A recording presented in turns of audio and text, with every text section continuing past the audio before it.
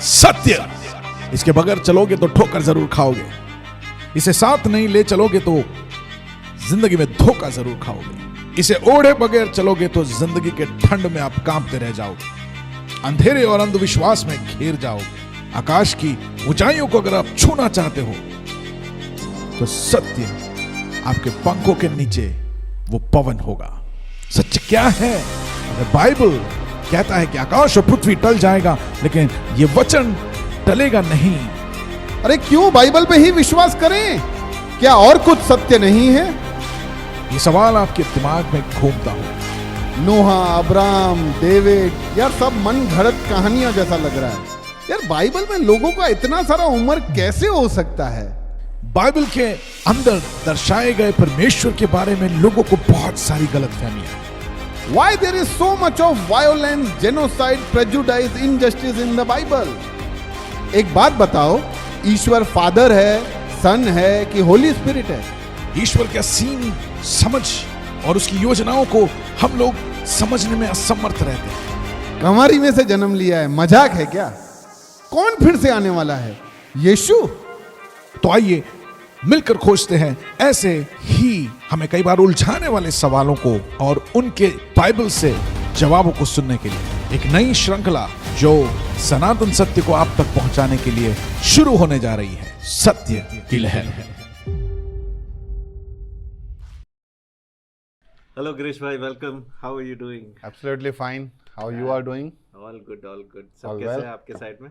All well, all Very good. great. पढ़ाई कैसे चल रहा है? बाइबल पढ़ाई- स्टडी? पढ़ाई चल रहा है। Okay.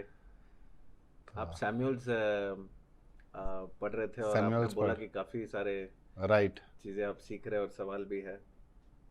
सैमुअल ऐसा है कि हर चैप्टर के अंदर बहुत सारे सवाल आ जाते हैं। इतना कुछ नया, इतना कुछ बातें हैं। And the good part is that कि काफ़ी सारी बातें अब मुझे अपने आप समझ में आ जाती है। आई डोंट थिंक कि ये इसका यानी क्लैरिटी और चाहिए। तो इट्स गुड पार्ट कि even I am getting what is being written. शायद बस आप कंफर्म करना है।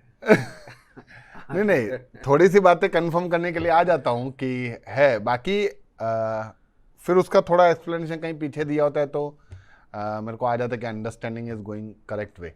Yes. तो बहुत सारी बातें हैं, पता नहीं सेकंड सैमुअल में कब जाएंगे। फर्स्ट सैमुअल के बारे में वैसे तो सेकंड सैमुअल के भी मैंने क्वेश्चंस नोट डाउन किए हैं।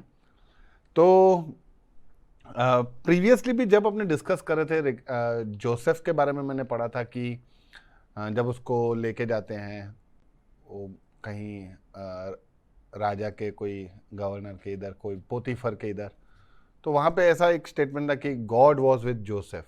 और सेम चीज़ मुझे सैमुअल के लिए भी दिखता है कि गॉड वॉज विद सैमुअल। तो बहुत सारे ऐसे लोग भी होते हैं जो परमेश्वर का आराधना करते हैं, उपासना करते हैं, उसको पूजते हैं। तो is there any difference between God with the person and the person with the God?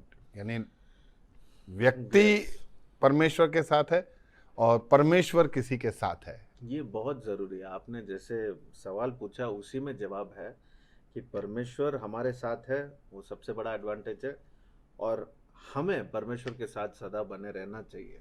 और वो हमारे लिए it's the safest place, it's the best place जहाँ पर हम रह सकते हैं, और वो है परमेश्वर की उपस्थिति में।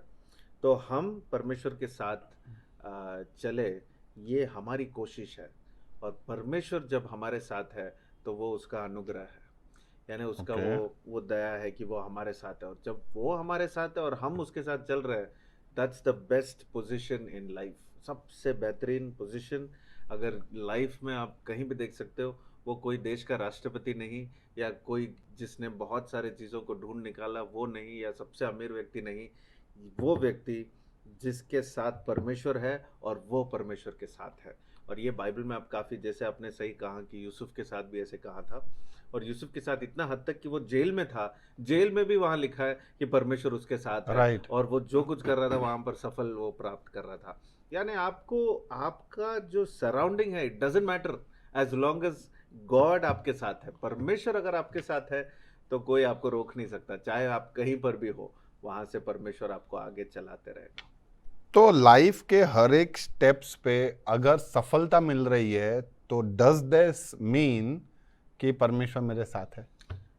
अगेन आपको इसको बहुत ध्यान से सोचना पड़ेगा कि सफलता का मतलब क्या है पहले, बिकॉज अगर आप सफलता का डेफिनेशन बाहर के आउटवर्ड चीज़ों के साथ ही सीमित कर रहे हो तो वहीं पर हम गलत कर रहे हैं। वो ही नहीं है, that is part of it. Outward benefits या मटेरियलिस्टिक ब्लेसिंग या बहुत सारी चीज़ें जब हासिल करते हैं, जब नाम मिलता है, शोहरत मिलता है, आप आप आगे बढ़ते हैं, तो ये सब चीज़ें it's part of it. It may not necessarily B, okay. वो नहीं भी हो सकता है, क्योंकि काफी बार हम ये जानते हैं कि आप बुरा करोगे तो आप बहुत सारे चीजें एग्जैक्टली। आप ला सकते हो अपने पास, लेकिन हम नहीं करते, हम सही चीजें करते हैं। तो that's the thin line, that's the thin line where we understand कि परमेश्वर के साथ रहना और परमेश्वर ने जितना हमको दिया है उसका सही इस्तेमाल करना, वो हमें आगे ले जाएगा। और सफलता का मतलब इसी डेफिनेशन में है कि जब आप परमेश्वर के साथ है और परमेश्वर आपके साथ और उसका वचन आपके साथ है,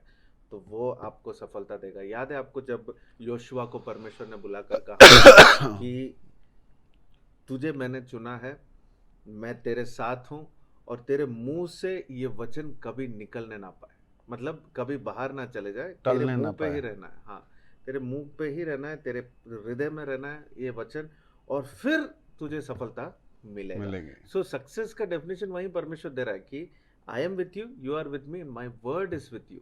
और ये Okay. पूरे बाइबल में आप देखोगे, नए नियम में भी देखोगे कि यही लाइन को यीशु कैसे कहता है कि मैं तुम में, तुम मुझ में और मेरा वचन तुम में, और तब आप फलवंत हो गए, ऐसे वहां पर दिया है नए नियम में। जब आएंगे तब हम पढ़ेंगे, लेकिन ये कहने का मतलब ये है कि पूरे बाइबल में एक ही प्रिंसिपल, एक सिद्धांत है परमेश्वर का कि तुम मेरे साथ, मैं तुम्हारे साथ, मेरा वचन तुम्हारे साथ, यानी तुम वो करो जो मैं तुम्हें कह रहा हूं, सफलता तुम्हारा। I got it, but still मेरे को थोड़ा इसमें क्लैरिटी चाहिए दोनों पॉइंट्स पे। एक, मैं परमेश्वर के हिसाब से, यानी मैं परमेश्वर के साथ हूँ, वो कैसे पता चलेगा? What should I do? And second, परमेश्वर मेरे साथ है तो मुझे कैसे पता चलेगा? आप परमेश्वर के साथ है, सिंपल चीज़ है, ये है कि उसके वचन के अनुसार आप करते जाओ, तो आप परमेश्वर के साथ चलना चाहते हो, आप कोशिश कर रहे हो ओके। कि उसने जो कहा मैं करूँगा और मैं उसके साथ हूँ। मैं उसे देख नहीं सकता, लेकिन उसके जो वचन है वो मेरे साथ है, तो मैं वचन को फॉलो करते करते, so it is plain obedience. It's plain obedience. Okay. You walking with God is your obedience. Okay. God walking with you is his grace, और वो परमेश्वर देना चाहता है वो सबको, और वो अनुभव करते हैं। ये नहीं कि एक फीलिंग तक सीमित नहीं रहना चाहिए फिर भी, लेकिन फीलिंग के साथ साथ, सोच के साथ साथ आप वो अनुभव करोगे कि परमेश्वर आपके साथ है, क्योंकि जहाँ कहीं भी जाओगे आप उसका चेंज, आप उसका जो डिफरेंस है वो आप देखोगे कि जब आप अकेले गए कैसे था, और अब जब आप प्रार्थना करके आप जा रहे हो और आपको दिख रहा है कि वहाँ पर अनुभव कर रहे हो कि परमेश्वर आपके साथ है, क्योंकि आपको वहाँ पर सारा चीज़ सफलता मिल रहा है, या तो आपके अंदर वो शांति है, आपके अंदर वो परमेश्वर का अद्भुत काम आपके अंदर और आपके द्वारा परमेश्वर वहाँ पर कर रहा है, तो आप जान लोगे कि वो आपके साथ है। Okay. So there are signs, there are wonders that he does. There is, the atmosphere change when God comes into your lives. Great. तो मोस्टली तो ये इम्पोर्टेंट पॉइंट था कि obedience is very important, Yes. क्योंकि अभी भी तक हमने यही देखा है, सब जगह ओबीडियंस ओबीडियंस की ही ये गॉड इज। पुस्तक में भी आप देखेंगे। राइट। Yeah. हाँ, मैंने एक आध क्वेश्चन लिखा है ओबीडियंस के बारे में, बट बिफोर दैट, क्योंकि अपने जजेस में पढ़ रहे थे बार बार कि the days where there were no kings, फिर यहाँ पे अचानक से लोग किंग का डिमांड करते हैं। Samuel gets upset. तो फर्स्ट ऑफ ऑल तो लोगों ने किंग का डिमांड करना क्यों चाहा? अच्छा, और सेकेंड, सैमुअल अपसेट क्यों हो गया? तो बिकॉज सैमुअल को तो एक गलत फहमी हुआ था वहाँ पर। सैमुअल को दुख हुआ कि परमेश्वर उनके साथ है, लोगों के साथ है, और सैमुअल को वहाँ पर परमेश्वर इस्तेमाल कर रहा है कि जो भी कुछ वो इज़राइल या अपने बच्चों के साथ बात करना चाहता है, वो सैमुअल के द्वारा बात करता है और सब लोग उसको सुनते हैं। तो सैमुअल को पता था कि परमेश्वर सबके साथ है और मुझे यहाँ पर लीडर के हिसाब से मुझे यहाँ पर खड़ा करवाया है, तो मैं इनका लीडर हूँ। ये समझकर जब वो उनके साथ उनको चलाता है, तब लोग डिमांड करते हैं कि हमें एक राजा चाहिए। और ये सैमुअल को इसलिए दुख होता है कि मैं लीडर हूँ, आपको क्यों एक और लीडर चाहिए। जब ये जाकर वो परमेश्वर से कहता है कि परमेश्वर ये क्या है, मैं लीडर हूँ और फिर वो मुझे नहीं चाहते, वो राजा एक राजा को चाहते हैं, तब परमेश्वर कहता है ये तेरे बारे में नहीं है, ये मेरे बारे में है।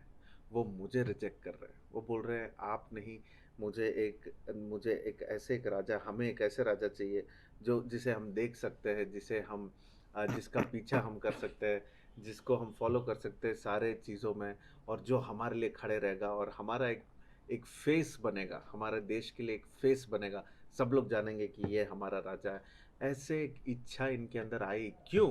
क्योंकि ये अपने आस पड़ोस के राज्यों में देखते थे कि कैसे उनका सबका एक एक राजा होता Right. था और सब लोग उसके पीछे फॉलो करते थे और वो राजा कमांड करते, सब लोग उसका आज्ञा पालन करते थे। ये सब देखकर इनको लगा कि नहीं, हमको भी चाहिए ऐसा एक राजा। लेकिन ये भूल गए कि परमेश्वर ही इनका राजा था। परमेश्वर खुद इनको चला रहा था, इनको हर एक चीज़ें जो भी इनको ज़रूरत थी सब दे रहा था। और जब तक परमेश्वर इनका राजा था, इनको और कुछ नहीं करना था, बस परमेश्वर के सामने आना था और अपने वेदी पर वो बलि चढ़ाते थे और ये सब लाते थे और परमेश्वर के सामने वो आते थे। तो इतना ही इनका लाइफस्टाइल था। लेकिन अब क्योंकि ये राजा मांग रहे हैं, सामुएल आके इनको वार्निंग देता है। ये वार्निंग देता है कि देखो, तुम राजा मांग रहे हो, एक बार राजा आया हमारे देश में, राजा हमने खड़ा करवाया, यानी समझ लो उसका एक महल होगा, वो महल में काम करने वाले लोग होंगे, बंधन में लोग जाएंगे, सर्वेंट्स होंगे, और फिर उसके बजाय भी वो बहुत सारे खर्च आपसे ही उठाएगा, आप Right. लोगों को ही उसका खर्चा देखना पड़ेगा। यानी इन अदर टर्म्स आज के Tax. टैक्स जैसे हम समझते हैं, तो टैक्स का शुरू होगा। यानी परमेश्वर का इच्छा था कि उसके लोगों के लिए टैक्स नहीं हो और Okay. परमेश्वर खुद उनको चलाए। बस उनको वो ऑफरिंग जो भी वो लेके आते थे परमेश्वर के सामने, उधर तक खत्म हो जाता। लेकिन आज का कंडीशन भी ऐसा ही है कि हमको एक लीडर चाहिए और एक सिस्टम हमने ऐसे बना लिया है जो हमें लगता है कि ये बेस्ट सिस्टम है, लेकिन परमेश्वर की नज़र में वो बेस्ट नहीं है। परमेश्वर खुद हमारा लीडर वो रहना चाहता है, लेकिन हमारे सोच के वजह से हमने एक लीडर बनाया और फिर वो लीडर की वजह से आज टैक्स होता है और टैक्स हम लोग सब भरते हैं, और फिर जब प्रभु की बात आती है तो प्रभु के सामने हम कुछ नहीं ले जा पाते। और हमारा कंप्लेन यही है कि मार्च महीना हो रहा है, हमको सारा टैक्स अभी भरना है, सब कुछ पेपर फॉर्म, ये सब बुक सब क्लोजिंग करना है, तो मैं कुछ नहीं ला पाऊंगा परमेश्वर के सामने। मैं कोशिश करता हूँ पर इतना टैक्स भरना पड़ता है, ये भरना पड़ता है, वो भरना पड़ता है, और इन सारे चीज़ों के नाम से हम बोलते हैं परमेश्वर के सामने हम कुछ नहीं ले आ पाते। देखिए कितना प्रॉब्लम, ये पूछा हमने ही, और इसी की वजह से अब हम परमेश्वर के सामने वो नहीं ले आ पाते जो पहले हम ला सकते थे। और हमने ये चीज़ मांगा तो इधर हम देने लगे और उधर हम भूल गए। तो this is the fallen world. आज तक यही कंडीशन है हमारा, जो सैमुएल की किताब में शुरू हुआ था। Okay. वो राजा मांगे और परमेश्वर ने बोला ठीक है, लेकिन ध्यान देना ज़्यादा खर्चा होगा तुम्हारा। और वो खर्चा आज तक हो रहा है।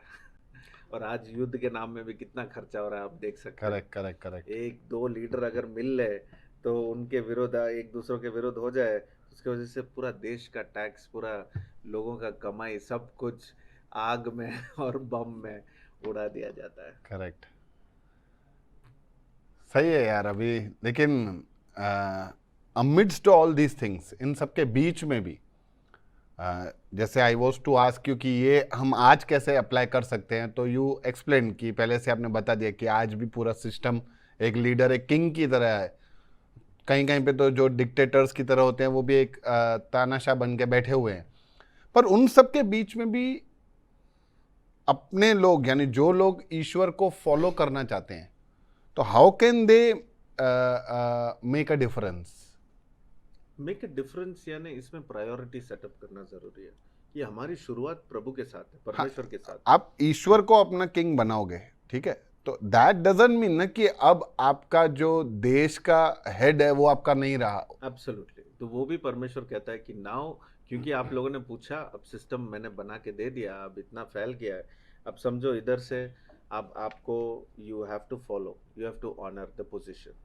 तुमने जो जगह मांगा कि तुमको ये जगह बनाना है जहाँ पर लोग आएंगे फिर जाएंगे, दूसरे लोग आएंगे जाएंगे, अब ये जगह का आदर देना बहुत ज़रूरी है।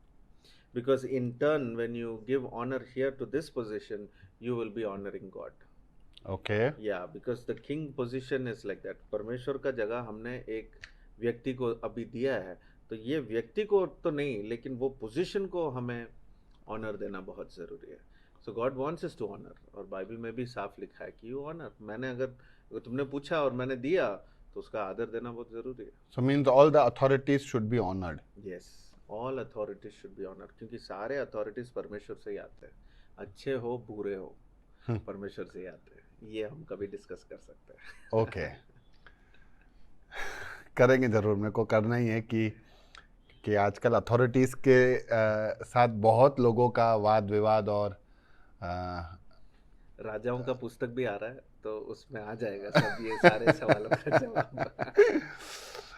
ओके अपने थोड़ा और आगे देखते ना, जब Saul was not able to, उसका हालत ख़राब हो गया, किंग साउल बना, फिर तो राजा बना, और सैमुअल की जब वो बाट जो रहा था, तो अचानक से सैमुअल जब वहाँ पे था नहीं, तो he himself does the sacrifices and करके वो चला जाता है। Yeah. तो जब सैमुअल आता है तो सैमुअल उसको कहता है कि यू शुड हैव वेटेड, कि जो तुझे कहा गया उसे मानना चाहिए तुझे, रादर देन ये सेक्रीफाइस करने से बेहतर है। तो अल्टीमेटली वो आता, वो भी सेक्रीफाइस ही करवाता, और इसने भी वही किया है। तो what makes the difference? The difference is, ये बस पुराने नियम के लिए ही नहीं, लेकिन हमारे समझ के लिए यह है कि परमेश्वर ने अगर किसी को नियुक्त किया है कुछ चीज़ें करने के लिए, वो इसलिए क्योंकि परमेश्वर हमारे ऊपर अनुग्रह देता है, वो हमसे प्रेम करता है, इसलिए हम वहाँ जाके वो चीज़ें नहीं कर सकते। अगर किसी को नियुक्त किया है तो वो ही करे तो अच्छा है। अच्छा, तो यहाँ पर क्या है, साउल को बोला गया था कि तुम ये सारे चीज़ें मत करो, ये सारे जो रिलीजियस चीज़ें हैं ये सैमुअल मैं आके करूँगा, तुम थोड़ा इंतज़ार करो, मैं आ रहा हूँ। पर आने से पहले साउल इंतज़ार नहीं कर पाया, उसने वो फिर से अपना हाथ रख लिया और वो सारे रिलीजियस एक्टिविटी वो करने लगा, ऑफरिंग से लेकर सब कुछ। तो वहाँ पर आके सैमुअल को गुस्सा आता है कि तुमने ये क्यों किया, मैंने तुमको कहा था ये नहीं करने के लिए। और इसी की वजह से वहाँ पर ये पहली बार यहाँ पर बताया गया है, ये हार्ट ऑफ गॉड या परमेश्वर का दिल यहाँ पर दर्शाया गया है, कहते हुए कि तुम आज्ञा पालन करोगे तो वो हर एक बलि से बढ़कर है। Sir obedience is better than sacrifice. ये आप नए नियम में भी देखोगे, ये रिपीट होता है ये बात, क्योंकि ये बहुत ही इंपॉर्टेंट चीज़ है। आप जितना भी बलि चढ़ा दो, बलि से खुश नहीं होगा परमेश्वर केवल, जबकि आपका आज्ञा पालन, आपके दिल से अगर आप वो चीज़ें कर रहे हो जो आपके लिए नियुक्त किया गया है। अब साउल तो, परमेश्वर ने जो साउल को करने बोला वो साउल नहीं कर रहा है, लेकिन जो सैमुअल को करना चाहिए वो जाके वो कर रहा है, भले वो राजा हो।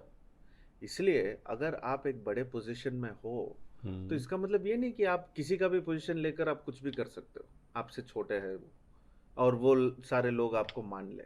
हाँ, काफ़ी बार कुछ लोग तो चुप रह जाते हैं, लेकिन परमेश्वर वो देखता है कि तुमको जो नियुक्त किया वो तुम करो, तुम्हारी जिम्मेदारी जो है वो तुम्हारे लिए काफ़ी है, वो तुम अच्छे से हैंडल करो। और यहाँ पर तुम जाके सबको खुश कराने के लिए, ये कराने के लिए तुम सारा जो अपने सब कुछ तुम अपने सिर में मत ले लो। तुमको जो नहीं करना है वो नहीं करना है, तुम्हारा हाथ वहाँ नहीं जाना था, और इसलिए वहाँ पर कहा गया कि आज्ञा पालन करो, बलि से बढ़कर है वो। Okay, it's a very important statement. नहीं, पर आज के डेट में भी हम ऐसा ही देखते हैं कि rather than following what God has said, ईश्वर के राह पे चलने की जगह पे कोई भी मन मर्जी राह चलता है, और फिर कहीं पे कुछ चढ़ाते हैं, कुछ देते हैं, कुछ सेवा करते हैं, and they feel that they are doing. आपने सही बोला, ये तो आज का ट्रेंड है कि आप जैसे चाहो वैसे रहो। हाँ, लेकिन जब आप ईश्वर के पास जाते हो तो उसको कुछ चढ़ा दो तो वो खुश हो जाएगा। हमको लगता है कि वो उसको कुछ दे देने से वो खुश हो जाएगा। यानी थोड़ा बलि थोड़ा पॉकेट से लेके दे दो, कुछ बना के दे दो तो वो खुश हो जाएगा। ऐसा नहीं, हमारा परमेश्वर ऐसा नहीं है। परमेश्वर कोई ऐसा नहीं कि अगर ऐसा होता तो सबसे अमीर वाले ही परमेश्वर को खुश रखते हैं, फिर गरीब लोग कहाँ जाते हैं, क्योंकि उनके पास कुछ है नहीं देने के लिए।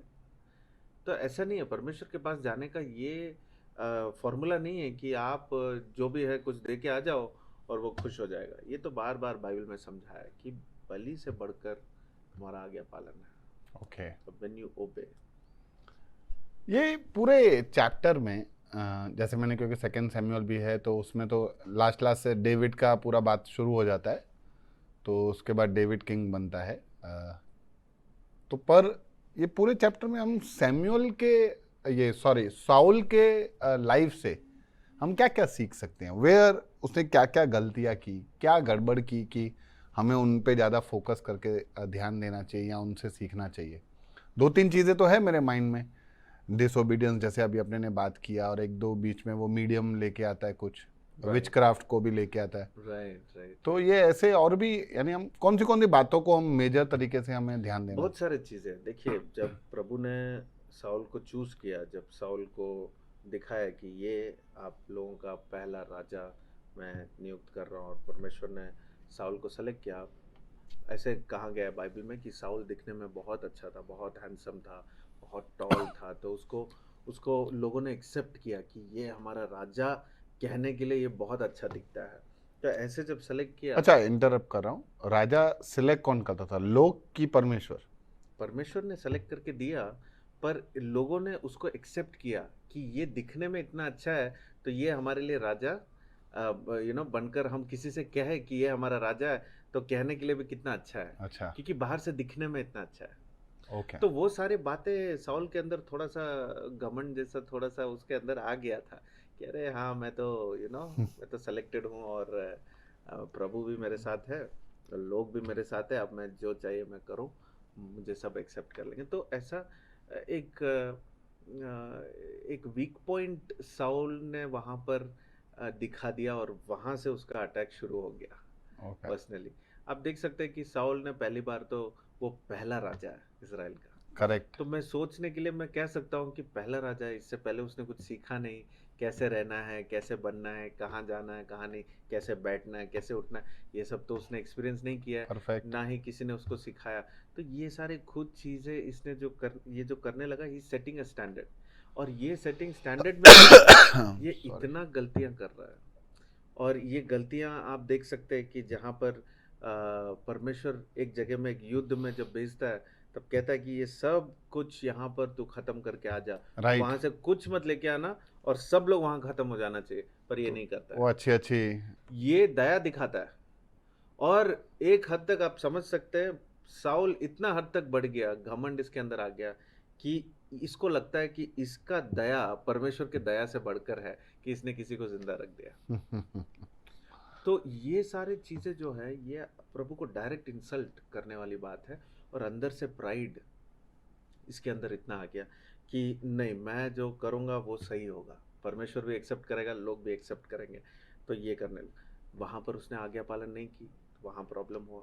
दूसरी बात, इसने वो रिलीजियस एक्टिविटी जैसे हमने बात किया, उसे वो सब नहीं, आराधना की चीज़ों में उसको नहीं घुसना था, पर वो चले गया, वो खुद करने लगा, जबकि सैमुएल ने कहा कि तू मत कर। तीसरी बात है, उसको जेलसी उसके अंदर, आप देख सकते हो उसके जेलसी बहुत था, ईर्ष्या कहते हैं ना, राइट, ईर्ष्या उसका इतना था कि उसके सामने अगर किसी को लोगों ने कुछ अच्छा बोल दिया तो इसको नहीं होता था, उनको खत्म कर देता था। ये राजाओं का थोड़ा ये एक कैरेक्टरिस्टिक काफी दिखता है कुछ सारे लोगों में, कि अगर किसी ने किसी को कुछ अच्छा कह दिया तो उसको हटा दो वहां से, बस वो अगले बार दिखना नहीं चाहिए सीन में। तो यहाँ पर साउल को इतना ईर्ष्या इसके अंदर था कि उसके बेटे को यानी as per the legal thing, इसके बाद उसका बेटा ही उसको पोजीशन लेना था, ओके। उसके बेटे को अप्रिशिएशन मिला, वो भी पसंद नहीं। अब दाऊद को लोगों ने जय जयकार कर कर परमेश्वर को उन्होंने दाऊद को अप्रिशिएट किया, वो भी इसको पसंद नहीं आया। किसी को भी अगर कहीं भी थोड़ा अप्रिसिएशन मिले तो साउल को पसंद नहीं। उसके अंदर काफी जेलसी था। और हम देखते हैं कि एक जगह में जब राजाओं का क्या होता था, वो ये भविष्यवक्ताओं के द्वारा सुनना चाहते थे बार बार कि परमेश्वर क्या चाहता है युद्ध में जाने से पहले, या किसी ओके से बात करने से पहले, ओके या बड़ा निर्णय लेने से पहले। और यहाँ पर क्या है, सैमुअल ये टाइम तक सैमुअल ने बंद कर दिया इससे बात करना, वो दूर चले गया और फिर वो गुजर गया। उसके बाद साउल को अभी कोई चाहिए कि वो जानना चाहता है कि आगे क्या करना है, भविष्य में क्या होगा। भविष्य में क्या होगा। तो वो जाकर ऐसा एक स्त्री को ढूंढता है, ऐसे एक जादू टोना करना। जादू टोना करने वालों को सीखता है जो आत्माओं से बात कर सकते हैं। और वहां पर जाके सैमुअल की आत्मा को बुलाते हैं और फिर सैमुअल आता है, वहां पर बात करता है और सैमुअल गुस्सा करता है कि अब तूने ये सब किया, अब तेरा खत्म, ये जनरेशन तेरा अभी से खत्म, तो इसके बाद तो तू, तेरा राज्य, तेरा लाइन, सब कुछ खत्म होने वाला है। और फिर वहां पर साउल अंदर से तो वो टूट पड़ा, माफी मांग रहा था बहुत, ही वॉज बेगिंग दैट मुझे माफ कर, मैं अभी मैं ठीक हो जाऊंगा। नहीं, God said no, some of this things, ये सारे जो गलतियां हैं, ये सारे अब बहुत भी अगर डिटेल में जाएंगे तो बहुत सारी गलतियां हैं कि सॉल एक जो राजा कहते हुए परमेश्वर ने खड़ा करवाया, नियुक्त किया, ये फुलफिल नहीं कर रहा था उसका जो टास्क है, उसका जो कॉलिंग है, उसका जो बुलाहट है। ये बहुत सारे चीज़ों में भटक गया। इसको कहते हैं डिस्ट्रैक्शन, जो Okay. आज के ज़माने में 10 मिनट में आ जाता है, पर साउल की ज़िंदगी में इतना डिस्ट्रैक्शन हुआ कि वो डिस्ट्रैक्शन की वजह से उसका वीकनेस दिखा, उसके वीकनेस की वजह से बहुत वो एक एक खुला, एक वल्नरेबल कहते हैं, जैसे हम कहते हैं कमजोर। कि बहुत ही कमज़ोर दिखने लगा बाहर से। और फिर उसको मतलब उसको इतना, वो पहले, बहुत पहले उसको मार सकते थे, लेकिन फिर भी उसको बचाए रखा, उसको जिंदा रखा थोड़े समय तक। वो देख रहा था कि मैं कितना कमज़ोर होते जा रहा हूँ और मेरी कमज़ोरी कैसे बाहर दिखने लगी है, अभी सब जानते हैं कि मैं कमज़ोर। वो उसका लाइन सब कुछ वहीं पर ख़त्म हो गया, ऑल बिकॉज उसने छोटे छोटे बातों में भी उसने आज्ञा पालन नहीं किया। तो क्या ये छोटी छोटी बातें के लिए ईश्वर इतना सिंसियरली और सीरियसली इन सबको देखता है कि उसके लिए हमारी नज़र में सब छोटा होता है, उसकी नज़र में सब बड़ा ही होता है? इसलिए मैंने कहा कि काफ़ी बार हमें लगता है कि हमारा दया उससे भी बढ़कर है उसकी दया से बढ़कर है, और ऐसा नहीं है। परमेश्वर अगर किसी को दया दिखाता है तो वो जानता है कब दिखाता है, और जब नहीं दिखाता है तो वो भी हमको पता है कि वो उसका न्याय है, वो अपना काम करता है। लेकिन एक बात जानना ज़रूरी है कि परमेश्वर का जो स्वभाव है, परमेश्वर का जो काम है, वो सही से कम हो ही नहीं सकता, वो सही ही करता है, सारी Okay. बात है। और यहाँ पर हम देखते हैं कि सॉल का जो जिम्मेदारी था, वो इतना बड़ा जिम्मेदारी था, पहली बार अपने देश में उसने राजा खड़ा करवाया, तो it's a big responsibility to be the king of the country. देश का राजा बना, और देश का राजा बनते हुए परमेश्वर चाहता है कि छोटे छोटे बातों में आज्ञा पालन करना जरूरी है, बड़े जिम्मेदारी, छोटे छोटे आज्ञा पालन, ये कॉम्बिनेशन है परमेश्वर का काम। यहाँ पर अद्भुत काम होता है, और ये आप मूसा के टाइम में भी देख सकते हो, नोआ के टाइम में भी देख सकते हो, अब्राहम के टाइम में भी देख सकते हो। छोटी छोटी बातें होंगे, आपको लगेगा कि इसके लिए इतना क्यों डांटा, इतना क्यों मारा, इतना क्यों अलग किया, ऐसा दंड क्यों दिया, लेकिन परमेश्वर बड़े जिम्मेदारी के साथ छोटे छोटे चीज़ों का वो राह देखता है कि वो आज्ञा पालन होना चाहिए। ओके। तो यानी साउल का पूरा लाइफ लास्ट तक आते तो एकदम मेस बन गया था, very weak, very weak and very vulnerable. इतना हद तक कि परमेश्वर की आत्मा साउल से निकल गया था और एक दुष्ट आत्मा आके साउल के अंदर बैठ गया था। तो वो बहुत डिस्टर्ब होता था, उसका माइंड, उसका सोच बहुत डिस्टर्ब होने लगा। वो ठीक से सो नहीं पाता था, बैठ नहीं पाता था, वो डिसीजंस नहीं ले पाता था, बहुत वीक हो गया। उसको पता चल गया कि बस अब खत्म। कि ये सब दैट कि विच क्राफ्ट या किसी की आत्मा को बुलाना, this is evil spirit, is this all a reality? और ये रियलिटी है, क्योंकि ये पावर मनुष्य को एक हद तक परमेश्वर ने देकर रखा है। लेकिन हमें जो करना चाहिए वो ये है कि हम परमेश्वर के आत्मा को जानें, उस परमेश्वर की आत्मा को स्वीकारें, परमेश्वर की आत्मा के साथ हमारी आत्मा बात करे। हम जितना शारीरिक है उतना ही हम आत्मिक भी है, और हमारी आत्मिक जीवन को फोकस देना बहुत ज़रूरी है। शारीरिक जीवन जो है वो यहाँ पर ये खत्म हो जाता है, जो मिट्टी से आया मिट्टी में चले जाएगा, ओके, लेकिन आत्मिक जीवन वो रहेगा। इसलिए आत्मिक जीवन में ही हम परमेश्वर की आत्मा के साथ हम कांटेक्ट में आ सकते हैं, फिर जान सकते हैं कि वो क्या चाहता है, मुझे क्या करना है। और काफ़ी बार आप देखोगे शरीर में शायद आप कमज़ोर दिखोगे, लेकिन अगर आत्मिक जीवन में अगर आप आप स्ट्रांग हो, काफ़ी कुछ कर सकते हैं। इसलिए उसको नॉर्मल टर्म्स में विल पावर बोलेंगे। जो आपका अंदर विल पावर है ना, आप उससे ये सारी चीज़ें कर पाओगे। अब विल पावर तो ठीक है, एक तक हम जानते हैं कि it's a process where you stand firm, आप खड़े रह सकते हो काफ़ी चीज़ों में, लेकिन आत्मिक जीवन अंदर से अगर आप स्ट्रांग हो तो आप काफ़ी कुछ चीज़ें बाहर से कर सकते हो। इसलिए ये आत्मा और आत्मा कांटेक्ट करना ये बहुत अपीलिंग है हमारे लिए, मनुष्य के लिए। सॉरी, ये आत्मा जो आत्मा है, हमारे अंदर जो आत्मा है, ये एक दूसरे आत्मा से कनेक्ट करना ये बहुत अपीलिंग है हमारे लिए, बहुत अट्रैक्टिव चीज़ है, हम ये करना चाहते हैं। दूसरा आत्मा मीन्स कौन? तो इसलिए मैंने कहा कि परमेश्वर की आत्मा के साथ आप कनेक्ट हो जाओ, क्योंकि परमेश्वर की आत्मा ही हमारी आत्मा के साथ वो जुड़कर हम एक साथ काम करते हैं। लेकिन यहाँ पर अदरवाइज वो अगर ना करे तो क्या करेंगे? दुष्ट आत्मा है, दुष्ट आत्माओं के साथ फिर बात करने लगेंगे और फिर शैतान के हर एक चाल में हम फंस जाएंगे। तो ये मनुष्य अगर सही नहीं करना चाहता है तो वो गलत चीज़ों में ऐसे ही जाएगा, जो जादू टोना करेंगे, जो आत्माओं को बुलाएंगे, ये करेंगे वो करेंगे। पर आपको जानना ज़रूरी है कि आपके अंदर जो आत्मा है वो ये सारे आत्मा से बढ़कर है, क्योंकि परमेश्वर आपके साथ है। इसलिए हमने जैसे पहले सवाल आपने पूछा, परमेश्वर हमारे साथ रहना और हम परमेश्वर के साथ रहना makes us strong, best position. Well, यहाँ साउल के बारे में तो मैं पूरा जान गया हूँ। नाउ मेरे पास अभी क्वेश्चंस हैं रिगार्डिंग डेविड। आई थिंक अपने नेक्स्ट वीक मिलते हैं और डेविड के बारे में डिस्कस करते हैं। Okay, thank you. सत्य, इसके बगैर चलोगे तो ठोकर जरूर खाओगे, इसे साथ नहीं ले चलोगे तो जिंदगी में धोखा जरूर खाओगे, इसे ओढ़े बगैर चलोगे तो जिंदगी के ठंड में आप कांपते रह जाओगे, अंधेरे और अंधविश्वास में घिर जाओगे। आकाश की ऊंचाइयों को अगर आप छूना चाहते हो तो सत्य आपके पंखों के नीचे वो पवन होगा। सत्य क्या है? अगर बाइबल कहता है कि आकाश और पृथ्वी टल जाएगा लेकिन ये वचन टलेगा नहीं। अरे क्यों बाइबल पे ही विश्वास करें? क्या और कुछ सत्य नहीं है? ये सवाल आपके दिमाग में घूमता हो। नोहा, अब्राहम, डेविड, यार सब मन घड़त कहानियां जैसा लग रहा है। यार बाइबल में लोगों का इतना सारा उम्र कैसे हो सकता है? बाइबल के अंदर दर्शाए गए परमेश्वर के बारे में लोगों को बहुत सारी गलतफहमियां। Why there is so much of violence, genocide, prejudice, injustice in the Bible? एक बात बताओ, ईश्वर फादर है, सन है कि होली स्पिरिट है? ईश्वर का सीन समझ और उसकी योजनाओं को हम लोग समझने में असमर्थ रहते हैं। कमारी में से जन्म लिया है, मजाक है क्या? कौन फिर से आने वाला है? यीशु?